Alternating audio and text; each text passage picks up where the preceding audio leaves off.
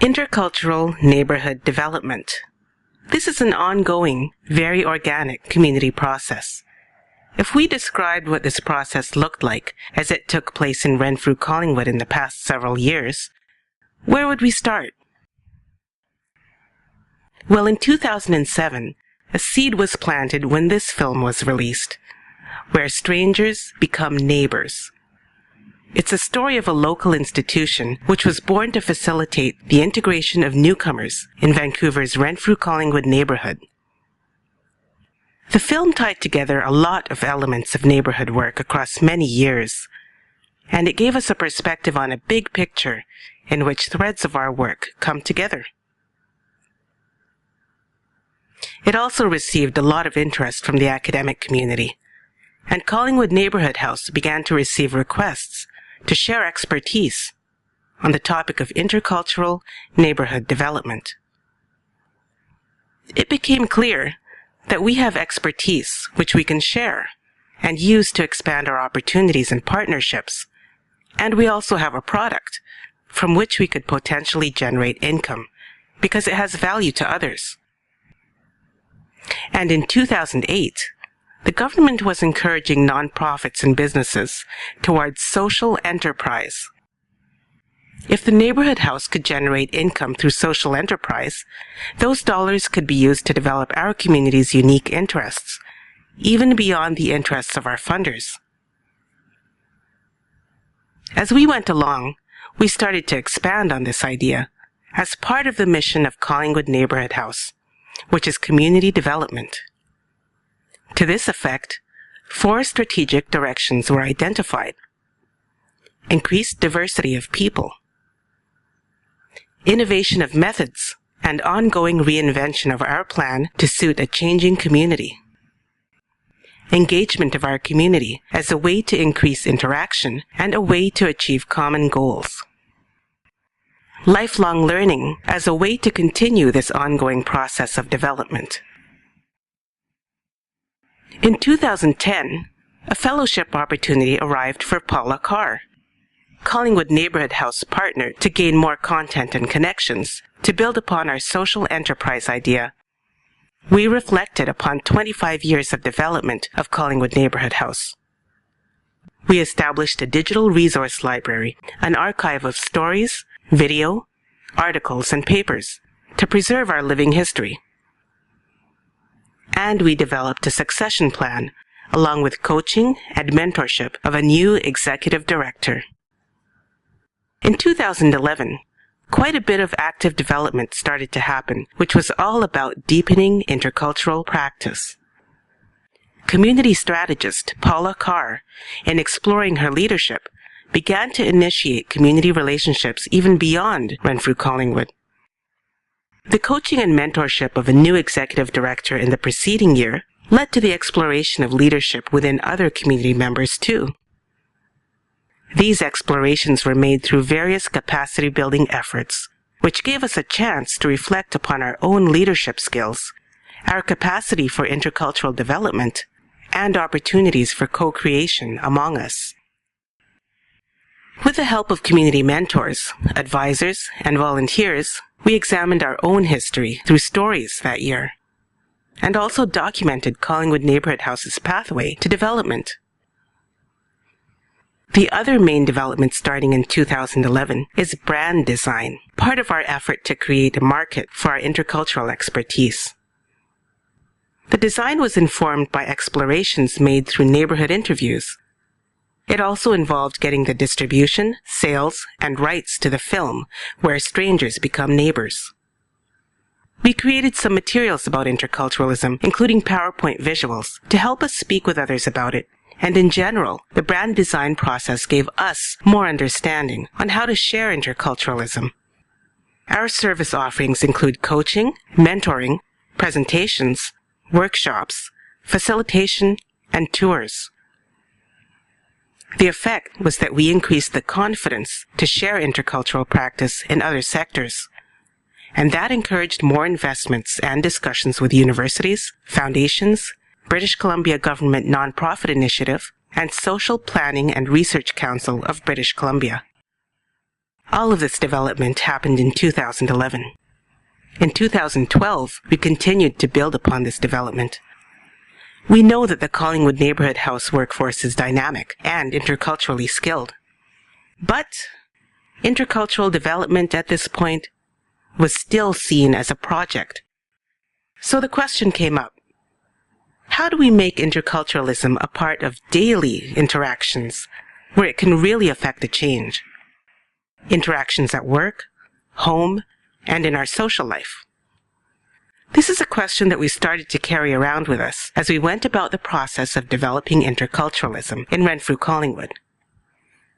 Meanwhile, all of our neighborhood mentors, advisors, volunteers, along with our story gathering processes, paved the way for intercultural consulting and learning services within the neighborhood.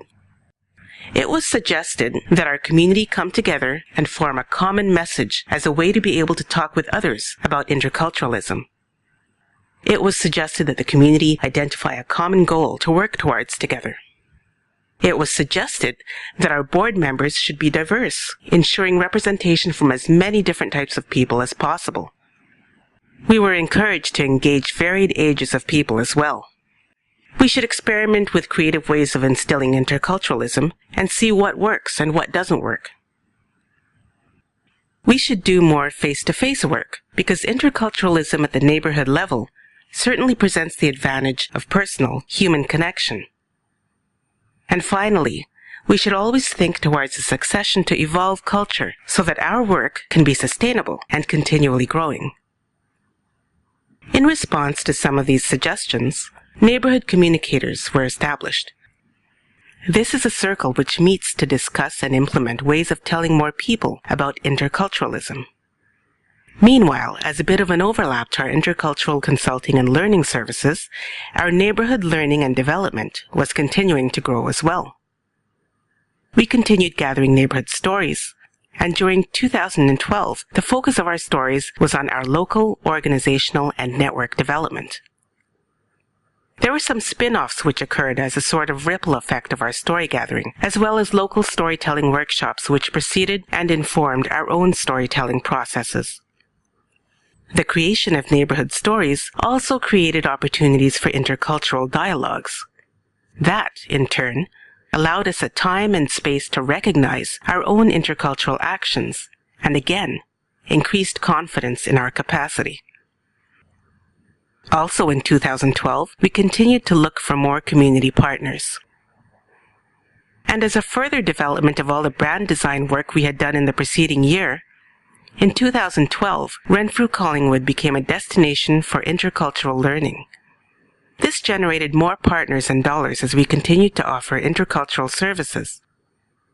We also explored Collingwood Neighbourhood House's charitable structure to be able to house these services.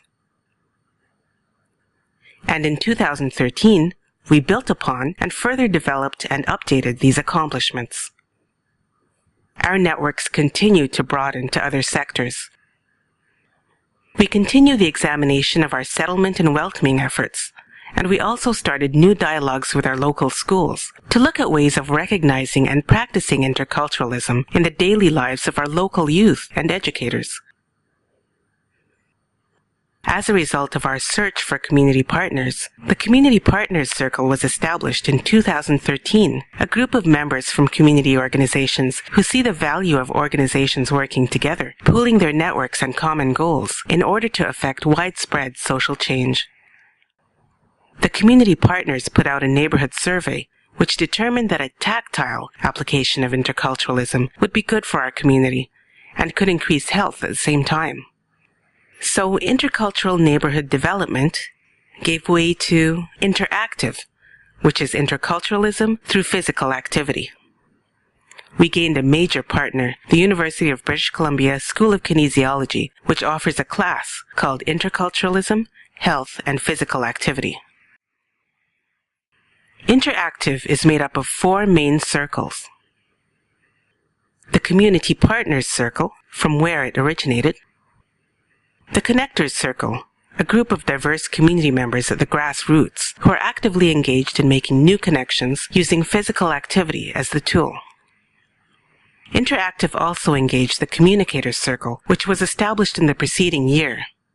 Some of the things the communicators did in 2013 include a common message workshop, the product of which is an Interculturalism 101 handout that informs and unifies how we define the concept of interculturalism. Communicators also participated in a visual storytelling process which produced 8 stories about interculturalism through physical activity. These stories were shared through a coordinated neighborhood-wide communications experiment using social media. The fourth interactive circle, the Knowledge Exchange, brings the community and university together, bridging intercultural theory and practice.